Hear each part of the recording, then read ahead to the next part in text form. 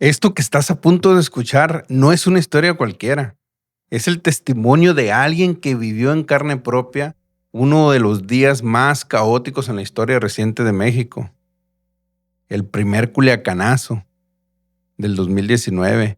Pero para entender lo que pasó ese día, tenemos que retroceder unos días antes. Y en su mensaje me dice el cabo, mi sargento, para que tú entiendas, te tengo que platicar el inicio de todo esto, porque no nada más, les digo, para aquellas personas que me siguen, yo les hablé del Culiacanazo, muchas personas se rieron de mí, muchas personas se burlaron y dijeron que tú, que nunca esto, y demasiado hate, que al final del día, pues ustedes saben que como creador de contenido lo que menos te debe interesar son las críticas de hate, sino las buenas críticas. Pero él dice, y de hecho, en este video voy a te quitar ese primer video que subí hace como 4 o 5 años aproximadamente. Aquí lo pueden ver en la descripción. Si estás en Spotify, vente para YouTube porque aquí en la descripción va a estar el video para que puedas entender más de este capítulo. Y él en su texto me dice, mi sargento, nosotros estábamos en una estación, en un destacamento que está en una estación de tren. Y pues ustedes saben que ese destacamento, las que están cerca de la estación de algún tren, es para verificar, para revisar y X cosas, ¿no? Entonces, nosotros estábamos en esa estación, éramos una sección que prácticamente estaba ahí. En ese tiempo fue cuando inició lo de la Guardia Nacional. Apenas se estaba formando y comenzaron a quitarnos personal para cubrir otros servicios. ¿Por qué? Porque cuando los pongo en contexto en esto, muchos de ustedes no saben, pero cuando recién se organizó en la Guardia Nacional empezaron a bajar elementos, empezaron a causar baja, se empezaron a formar secciones que fungían como guardias nacionales con el brazalete, empezó a haber muchos movimientos que en ese servicio en donde estaba una sección que es de aproximadamente 27 elementos, empezaron a mermar, empezaron a quitarle. Entonces él dice, en ese tiempo la Guardia Nacional se estaba formando y pues nos empezaron a quitarnos personal para cubrir otros servicios. Algunos causaban baja, otros se iban de alta y así poco a poco nos fuimos quedando solos. Hasta que solo quedamos 7, un sargento y 6 elementos más. En realidad éramos 9, pero 3 días antes del evento todo cambió. El sargento que se encontraba ahí, que era un conductor y quien tenía el mando, fue enviado a una comisión. Fíjense, de ser un sargento de infantería, está un sargento conductor al mando. ¿Qué tanto fue la merma? ¿Qué tanto fue la merma que le quitaron personal? De tomar la decisión por la jerarquía de ser sargento, dejar a un conductor. Y el infante, que yo se los he mencionado, el infante siempre va a tomar el mando porque es el elemento de arma y siempre, aunque sean de la misma jerarquía y el sargento de servicio sea más antiguo, el de arma siempre va a tomar el mando. Aunque si él es sargento de los buenos, él va a saber subordinarse ante el sargento más antiguo independientemente que sea de servicio. ¿Sale? Entonces, dice el cabo textualmente, cuando al sargento conductor lo mandan a esa comisión, en su lugar mandaron a otro sargento, recién ascendido y sin experiencia. No sabía cómo estaba la situación. Llegó pisteando, llegó cheleando el viejo. Había una tiendita al lado de la estación con doña Nelly, quien vendía cerveza. Ya tenía como 4 días pisteando y como era sargento, pues nadie le decía nada. Pero esa noche, los 3 cabos que estábamos ahí, ya habíamos decidido reportarlo, porque ni siquiera amaneció en la base. Le marcábamos, no contestaba, pero doña Nelly decía, aquí está. O sea, lo que hacían estos elementos, le marcaban al sargento y el sargento, rele el viejo. Bien crudote, acostado con doña Nelly, a lo mejor la estaba... No, ya se la saben.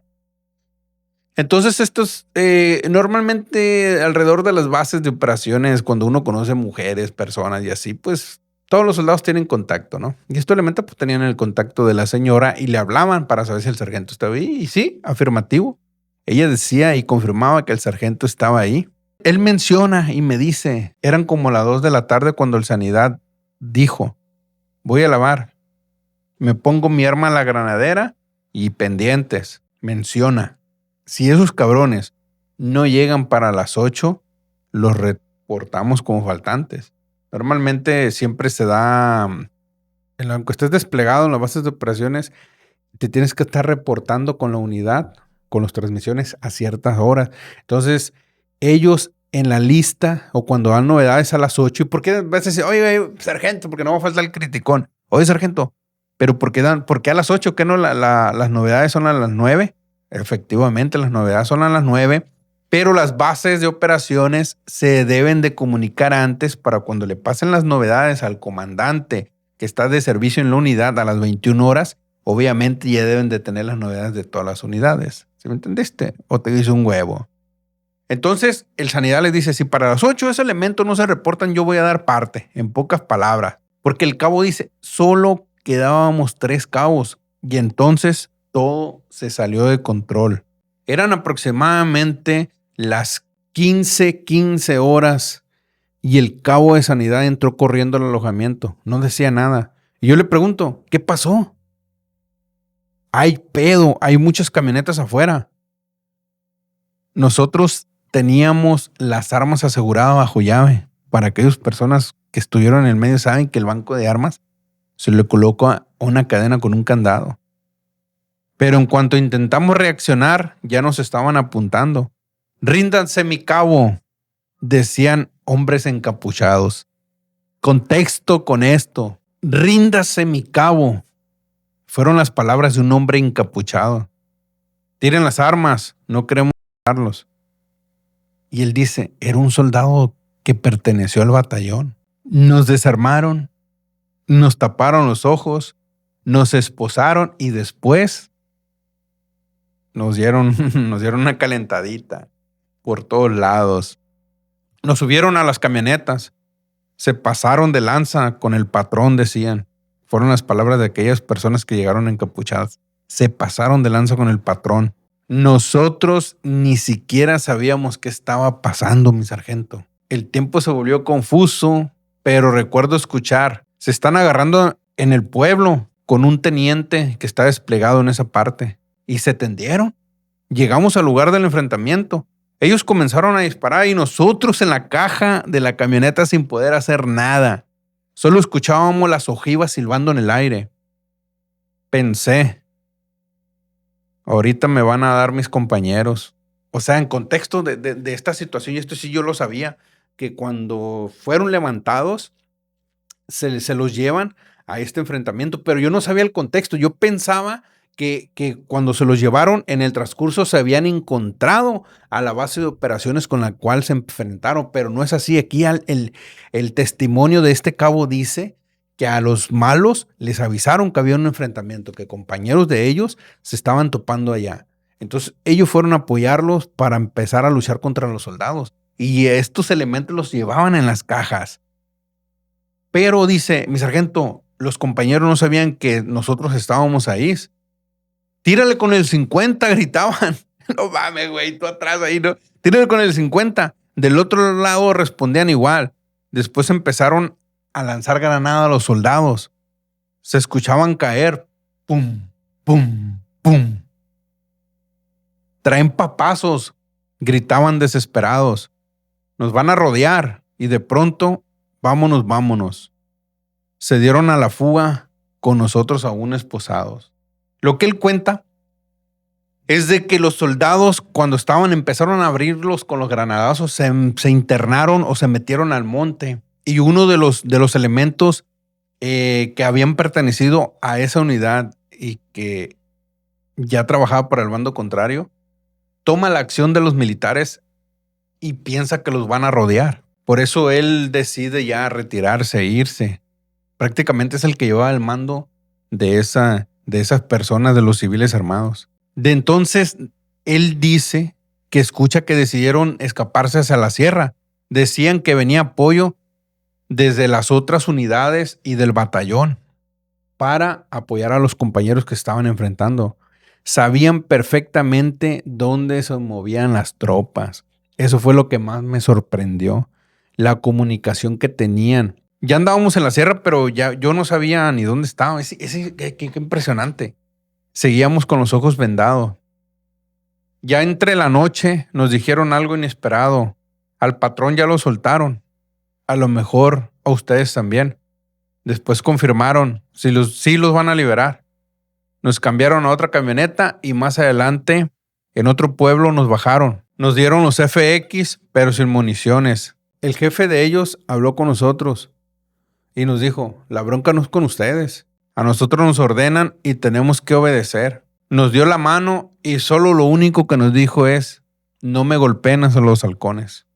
Es lo único que les pido. Y así sin más, se fueron. Nosotros, por el miedo, aquí menciona el cabo y nos dice, mi sargento, nosotros por el miedo y la situación que habíamos vivido, decidimos meternos al monte, decidimos internarnos al monte con esa incertidumbre, con ese miedo de que volvieran a regresar por nosotros. Uno de los compañeros como que no le encontraron. Él traía un celular, un cacahuatito, bueno, un celular de esos que son solo para llamada. Y fue cuando él logró comunicarse con el batallón. Le contesta el segundo comandante del batallón, un teniente coronel de infantería. Y lo primero que le preguntó fue cuántas FX faltan y dónde está el vehículo. ¿Por qué? Para que ponerlos en contexto, se llevaron a los soldados, a 3 militares, se llevaron como 6 o 5 FX y un vehículo Humvee. Fue lo que se llevaron. Y el teniente coronel, en igual de preguntarle cómo están, dónde están, todo bien, les preguntó dónde están los FX y el vehículo. Dice el cabo, jamás nos preguntó por nosotros. No preguntó si estábamos bien, si estábamos vivos. Solo preguntó por los FX y por el Humvee. Atención aquí, atención aquí. El cabo menciona y dice, ahí entendí algo que nunca se me va a olvidar. Para el mando, valen más las cosas que el personal. De ahí el teniente coronel dice, va a llegar un mayor. Y la verdad, mi sargento, no recuerdo el nombre del jefe. Era del batallón, pero era chido el señor. Yo no recuerdo qué jefe era. No sé si era el paracaidista o era el jefe de la acción. La verdad no lo recuerdo si era de ahí del batallón o de otra unidad. ¿Por qué? Porque ese mayor creo que era el que estaba en el destacamento, un puesto de revisión que está por la carretera México 15. Pero en ese tiempo rolaban a los comandantes de ese puesto. Entonces yo no recuerdo si el mayor era de la unidad o era de otra unidad. El caso que ese mayor fue por ellos, dice, el mayor era bien chilo, dice, era bien machín, dice. Estando ahí con nosotros nos preguntó, ¿están bien? ¿Cómo están? Yo estaba quemado del brazo, mi sargento, dice. Me quemé del lado derecho con un líquido que se derramó y no sentí nada por la adrenalina. Cuando lo llevaban en el vehículo, en la batea, había un líquido, no sé qué haya sido, lo que haya sido, ¿no? Y él se quemó, entonces por la adrenalina, pues no supo. Después el mayor dio parte, habló para el batallón y dijo, aquí tengo a los 3, están sin novedad. Uno que tiene una quemadura en el brazo nada más, y le contesta el teniente coronel, los FX que faltan y el vehículo, y el mayor le contesta, ellos están vivos, y les cuelga. ¡A la madre, güey! Ahí es donde dices tú, ese tipo de personas sí merece tener una jerarquía dentro del medio militar. Sí merece ser comandante. Y dice él, ahí entendí que valen más los FX, para no mencionar la palabra que es, y las cosas materiales para el mando que un soldado. Y dice que el mayor les dijo, yo estoy aquí en el puesto y yo los voy a buscar, dice. Voy a salir a patrullar y voy a salir a buscarlos. Esa fue la experiencia que él tuvo en el Culiacanazo.